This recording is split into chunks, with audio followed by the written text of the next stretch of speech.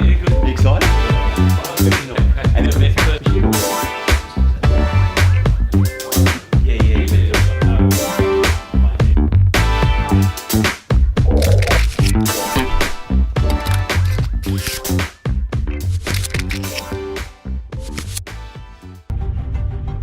Okay, Maddie, we are up to episode number 3.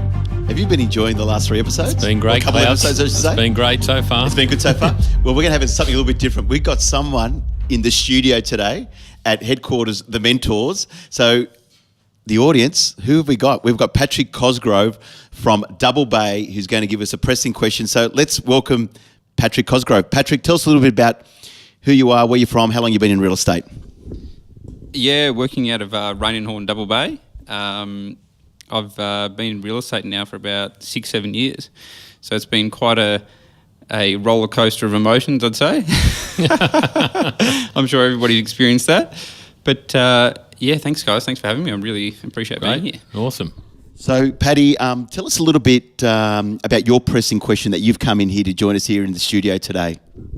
Yeah, I suppose one thing that I don't do, like I suppose I'm a typical hustler, typical grinder, you know, making a lot of calls, a lot of door knocks, that sort of stuff.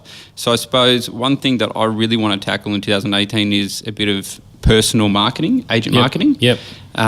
Which I've done literally zero of that personally for the last couple of years. So I mean that's something I want to tackle. But I suppose what should I be doing?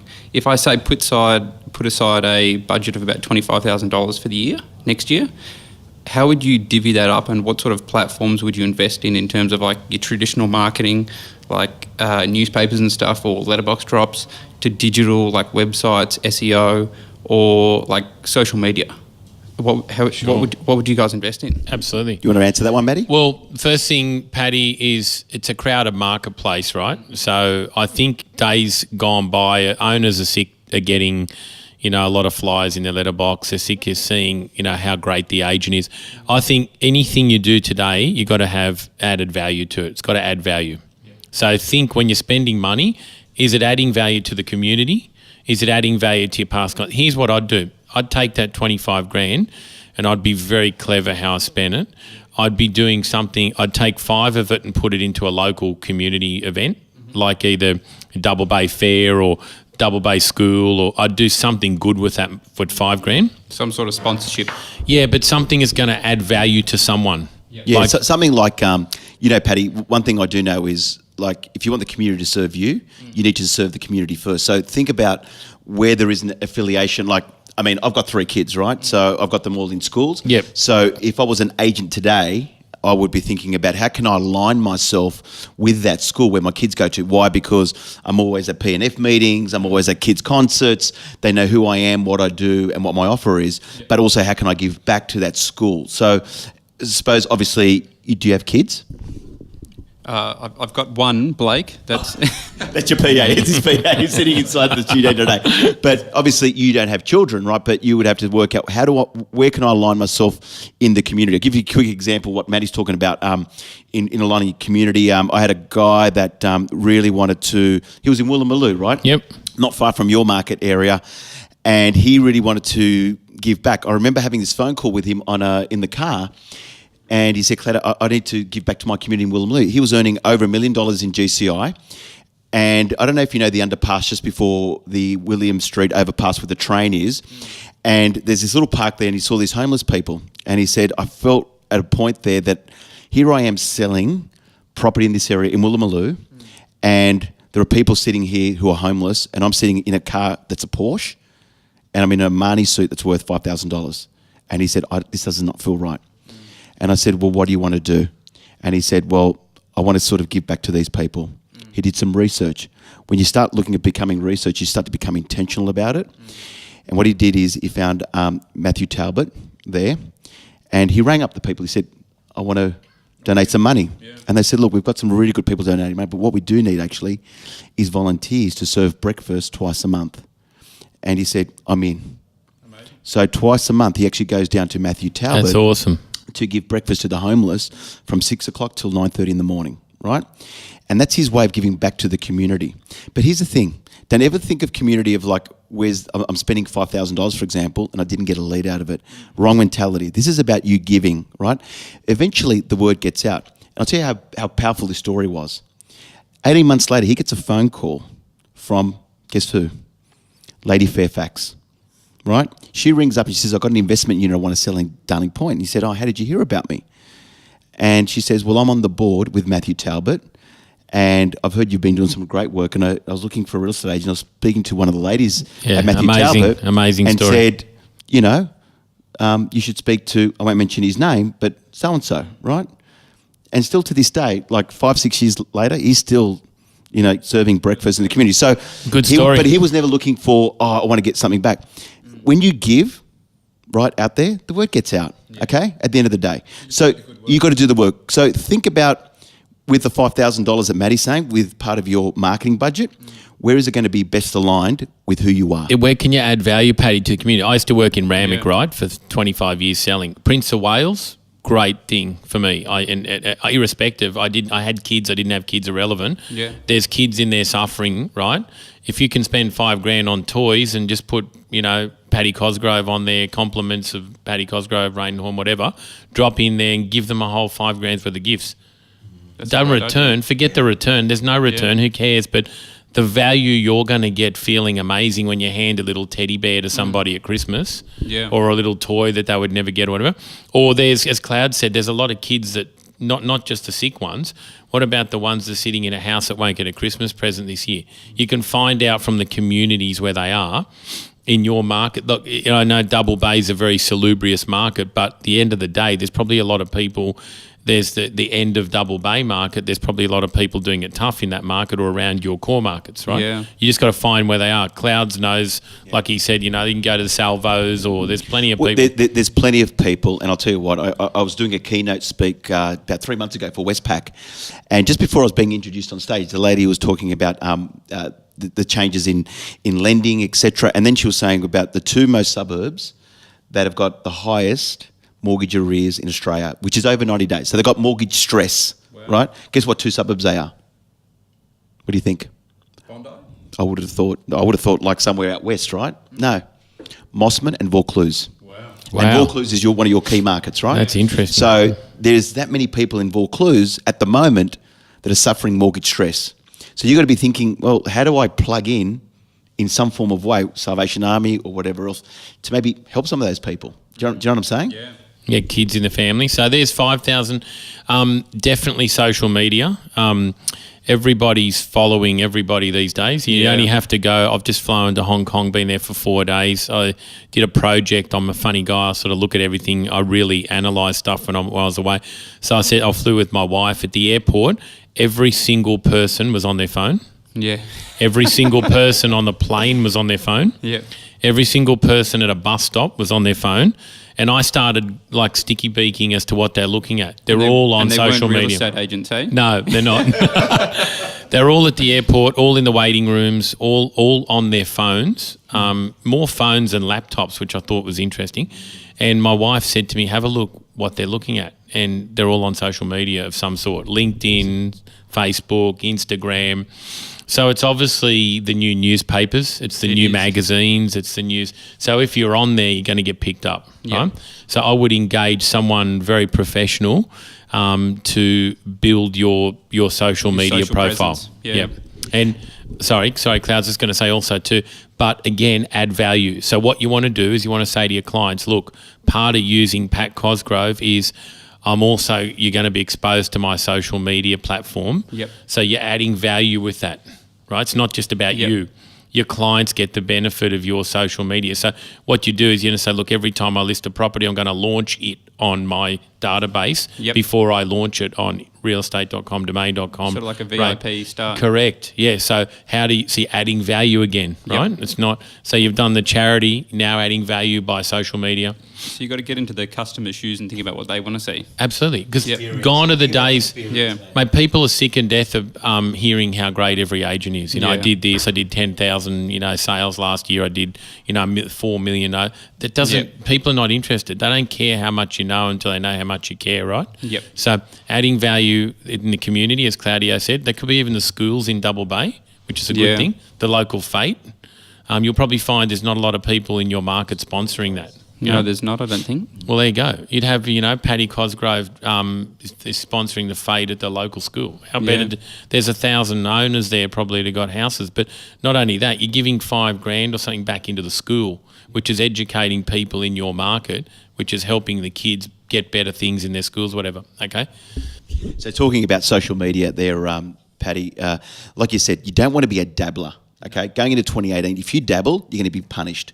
So this is about being intentional, about having a plan with your marketing around social media. So when people dabble is like when someone puts a post once every 2 to 3 weeks, right? Yeah. That's dabbling. Like you have to have a clear plan, how many posts you want to put a week, what they're going to be focused on. Is it tips? Is it around the community? Is it around maybe a sale? Is it around maybe a schedule of open homes?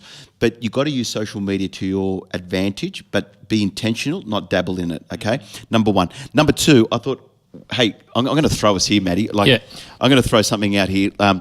Can we just pass the mic over to Clinton? Because Clinton's our behind-the-man-scenes here. Yeah, Clinton doing a cracking job. He's a big part of the mentors, and a lot of this wouldn't happen without Clinton. So, Clinton, just for some of the listeners out there, I mean, and obviously our audience is real estate agents, selling principals, etc. Sure.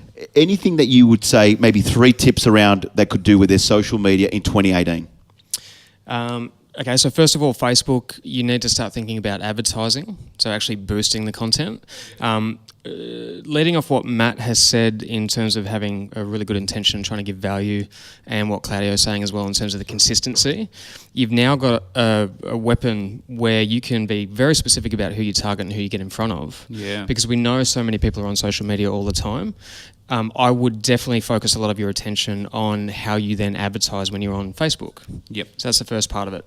The second part of it is utilising both Facebook and Instagram. Mm-hmm. And when you put out a piece of content, you want to also make sure that you're doing it right for the platform that you're working with. So with a podcast, for example, at the moment, you need to go and host that on a platform. You need to make sure that you push that out to iTunes, because iTunes gets 70% of podcast downloads at the moment. When you then go and put that piece of content out on YouTube, or you put it on Instagram, or you put it on Facebook, it's different for every single platform. So you want to make sure that you're giving on Instagram a short little clip, or you're giving a graphic with a quote that's a pull out from that main piece of content that you've done. So you can't use them in the same way. You have to have it specifically different. Yeah, you've got to be true to the platform. Right. You have to. And then I'd say the last thing is have a lot of fun with it. You've got to be passionate about what you're doing. Yeah, if you want to engage with people, energy is a massive thing. And I'm always talking to guys all the time when we're doing like video footage or whatever it is that we're working on. If you're not being as authentic and energetic as you can, why would somebody buy from you? Yeah, that's so true. I think you have to have a bit of fun, don't you? Yeah, absolutely. And the other thing too, Clinton, you just... you mentioned it to end of year event the other day. I love the bit where you sort of said, as a point of difference, and we were talking just on episode 2 a little bit about degrees of separation. But Clinton, just explain to some of the listeners about what you said. Like if you were to do some social media, like sitting down with the owner that's been living there for 50 years and tell us that story, like storytelling. I think that's huge. Yeah, I love this one. So, like, I know domain.com.au, and we were talking about this before. They've got over 100 journalists that actually go out and they do storytelling and news presenting, right? Social media, or just if you look at human psychology in general, we're so much more interested in storytelling. Yeah. Like it's been around for thousands of years, right? So rather than just go, hey, here's the property, here's the features and benefits, what's the story of the actual vendor that sits behind it? So that's the first part of it. Yeah. And like, what are their experiences in the area? What do they love about the area and all that kind of stuff? So we actually did a video where we had like a mini documentary, and it was the story of the owner who'd been in botany for 30 years, and we put that up against just a regular listed property video, and lo and behold, the mini documentary way outperformed a regular listing video. Yeah, I love documentaries. Yeah, but it's just even Clinton too. The other thing, what you said before, is very strategic advice to Pat about how to use Facebook and Instagram, linking them. Also, too, what about the other thing? Imagine if you could get the vendor to actually say why they bought the property. In addition, that's a big one. Isn't that a good one? Yeah. So, in addition to 30 years living in botany, imagine getting to say, look, why did you actually buy this property, and what have you liked about living here? You don't need to run an ad then. I mean, that's free advertising. We might have to split the commission. They'll withdraw their property from market and go, we love it here now, we're going to stay. Things like what's your favourite room? Where have you spent most of your time? Were the kids born in this room? They grew up here. What did you use the yard? What are your schools neighbours did they like? go to? Yeah, what are the neighbours like? What's it like for transport? Imagine if they just did the advert, because you can do this now on social media. Yeah. Right? Imagine that, Patrick. That's just straight away like a real point of difference. So have people tell the story. The people that live there, that experience it, Like if someone asked that question of me when we bought our house, and I live on the northern beaches, people go, why did you leave the east to the northern beaches? And we just sort of said, we love the beaches. We love the lifestyle up here. But also, we bought that house because it was like a 900 square metre block. It had the potential to do something special around it. It's got views towards Bilgola Beach. I love the water. And imagine if I started to tell that story in a video to someone selling it, people would go, I can resonate with that. I can connect with that. Do you know what I mean? So no one can sell the property better than someone living in that property for 5, 10, 15, 20 or 30 odd years, right? Yeah. So imagine if you started doing that in your social media and you invested in it, you would have a major point of difference against all the other people in the area. And Clint specialising in this space, so you've got someone here to talk to about it you can use. The other thing is too, is I'd be talking to these guys about, say you spent $5,000 giving back to community, that 10K budget on your videos, your social media, talk to Clinton potentially about that. The other thing, so that's 15, you've got 10 left. I'd be putting 5,000 of that 10 back into your past clients. Gifts, VIP night, movie night, car wash, vouchers, anything you can give back to them without them asking and not expecting it, that's worth millions of dollars in commission for the next 5 years. Yeah. You do that every year spend $5,000, get a VIP night for 2 hours, drinks and pickies for your top 30 clients, give them a gift, meet them 6 months for a movie night, put any new release if they've got kids and there's a kids movie. You see some of these Planet of the Apes or whatever coming out. You go to the movie theatre, so I want to book the movie out for 30 people. You have a VIP night, little cheese plates out for them. They get a screening with their kids, and it comes up. You get Clinton to do something for you, Paddy Cosgrove, agent on the movie theatre. Thanks for coming. You do a little address the night before and say, guys, enjoy the movie. And you leave, whatever. So like that. There's another $5,000. So all of us, you notice I haven't thrown anything in a letterbox yet. No. Right? And that's the theory, because everyone's using spray and pray, right? A lot of the agents say spray everything out there and pray someone's going to call. And that's the worst thing you can do in today's market. Because in your area especially, it's probably 50% of the nannies and housekeepers are clearing the mailbox out before the owner gets home, right? So you've got a problem and you're not even getting into the house. Right? The next thing I'd do with the last $5,000, so you've got social media, Facebook, all that setting up here. I would have, and this could be again for you, Clint, I would have somebody coming to your auctions every time the hammer goes. Do you do on-site or in rooms? Or? We do in rooms. Okay, so if an in-room auction, I'd get them to come on behalf of you, turn up after the auction when the hammer goes down, interview the client straight away. Yeah. Right. I'd also get some video around the journey. So listed the property, interview the owner as to why they listed the property, why they chose you. What's experience been like at some vendor meetings, etc. Then after the sale. So I'd do the process. That's where I'd spend all my money. Well, you made a really great point there, Matty. Like, these client appreciation parties, like investing in that is so heavily. I mean, we had our end of year event for my clients. That's the way I give back to you guys. We're basically, we do a bit of a training session for 2.5 hours, and then there's drinks and food that come out, and you can network with other people, etc. Like, I've been doing that for 3 years now, Matty, right? And all my clients going, are you having that Christmas party at the end of the year? And they love coming just so they can mingle with other people, have a drink, etc. So you create something special. And I remember a client, this is going back 3 or 4 years ago, he used to hold it at the Manly Pacific Hotel. He'd dump in $20,000 a year, but he sold high-end property in Bow Street, Manly, which is probably the best street, right? And he would have like only the top 80 guests turn up to the Manly Pacific Hotel. The people, they'd be serving wine, beer, champagne would be flowing, but he'd have a gift for all the ladies, and it would be in a blue, wrapped in white Tiffany's bag, right? And women, closest way to get to a heart with a girl. And as you know, women make most of the decisions, right, Paddy? They make most of the decisions. So what they were doing is getting at the end of the evening this Tiffany's bag, and they would love. People would ring him up to try and get onto his Christmas party. but it was only limited to 80, right? But you know what? He's got number one market share in Bow Street, even till to this day, okay? And he's probably got number one market share in Manly. Why? Because he's investing in those people and making it memorable. Yeah. Okay. And I bet you he doesn't do letterbox drops or throw stuff in the mail. No, not at all. That cheapens your brand. So, Paddy, the other thing I was going to say to you is obviously, you know Claudio, and you're investing in coaching. That's outside of you. So, why I'm saying to you do the social media stuff's important is because we learn a lot from the young people, right? I've got kids, right? But they're 17 to 19. Yep. They have never read a newspaper. Yeah. Right? So they've been born nearly 20 years ago, never looked at a newspaper. My son's never read a newspaper. Yet he knows everything that's happening about every news thing because he's got the thing flicking up the news on his phone all the time, right? Yeah. He's telling me, did you hear this? Did you hear that? It's going to be 40 degrees tomorrow, Dad. Did you hear this? And the other thing is he makes all his decisions based on what he sees on YouTube and reviews. So he won't do anything without, he's telling me, Dad, why are you buying that phone? Did you see the reviews on YouTube? I say to him, son, they're paying these guys to tell you what you want to hear. Yeah. And he goes, no, they're not, Dad, because this guy's independent. He's actually done his reviews on the reviewer. Yeah. Right? And what I'm suggesting to you, that generation coming through is picking up everything and their decisions are being made by third parties, endorsement. Right? So you getting your clients to endorse you is better than you endorsing yourself. Yeah. So some clown on YouTube saying, you know, buy this iPhone over the Samsung or whatever my son was looking at the other night is influencing my son's decision to go and buy a phone. Yeah. So it's not Apple telling him to buy our Apple phone. Yeah. It's not Samsung telling him go and buy. It's that he's using social proof.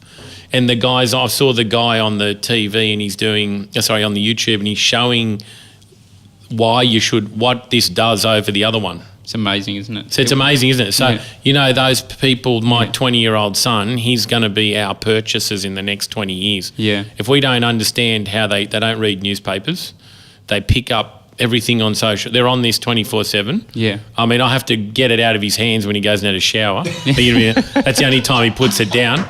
Now they make them waterproof ones, probably for that reason, so you can wash your hair and look at YouTube, whatever. But you're going to steal the phone and get out of there. So I've got a question for you, mate. So what is he going with, Samsung or is he going with iPhone? Do you know? Well, he just bought the new I just bought the new iPhone for him. Did you? But he's now telling me it's not as good as he thinks it was. And you should go buy a Samsung. I love it. He changes them like he changes underpants, unfortunately. He's getting mixed reviews, hey? He changes them before he changes it. But he believes, like he follows this reviewer guy, and I know the guys can't think of his name, but if that guy told him to run through that glass window, he'd start preparing to run through because he's built up that trust. Yeah. Trust. So the guy's in America somewhere. I've got no idea who. He's never met the bloke, but he's third party endorsing. So your clients after the auction are going, you cannot use anybody else except Paddy Cosgrove. Look how he looked at us. Look how Blake looked after us. Look how the team looked after us. Why would you use anyone else? Yeah. That's much better than you saying, hey, I'm great. Yep. Right? And it's much better than you even sponsoring a fate or doing anything. You've had a user of your product endorsing you. Yeah. How better does that get? Yeah, that's powerful. Yeah. And I'm just reliving now exactly what you're saying, Matt, because I've got a 13-year-old son. He plays PS4 as much as like 7 days a week, and he's the same type of thing, right? He goes on a guy on YouTube and he follows him. And I said, and he's quite a bright kid, right? I said, what do you want to do at school? He goes, I want to become a gamer. Yeah. Well, see, Paddy, my daughter's 17 and she's amazing, like with all makeup and all that sort of stuff. And I said to her, how did you know how to, she's showing me look, Dad, you like this, do you like that? She said, I just learned it on YouTube.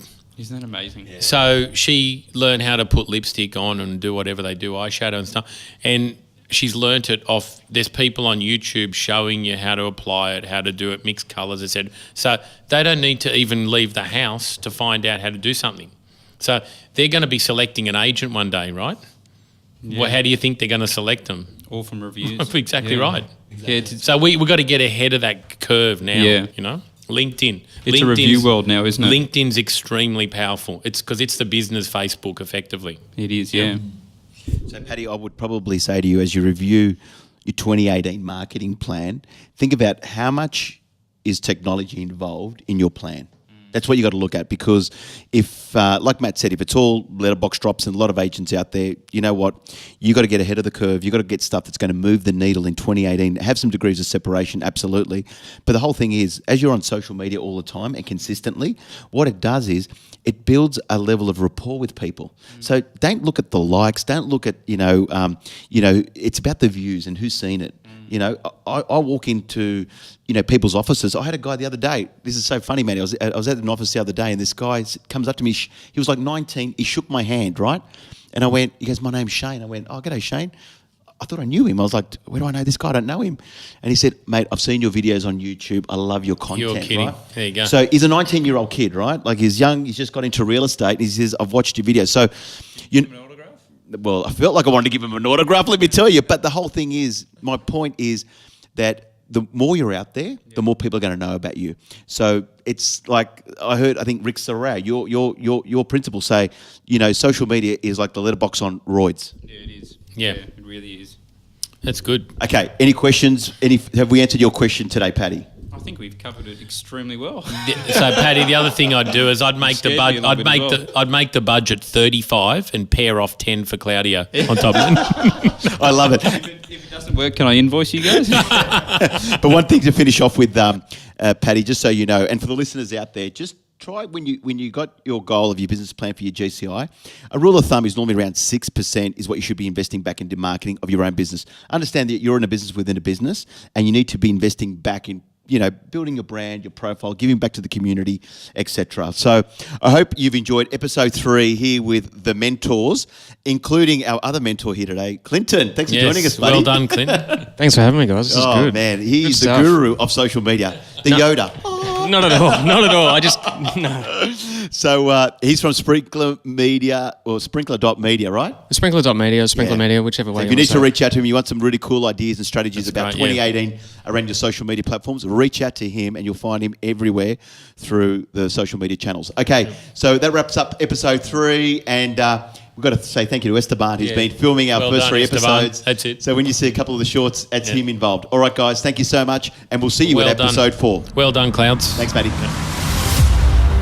Got something great from this episode? It would mean the world to us if you passed it on. Tune in each week as we mentor a new agent. Have a question? Want to be on the show?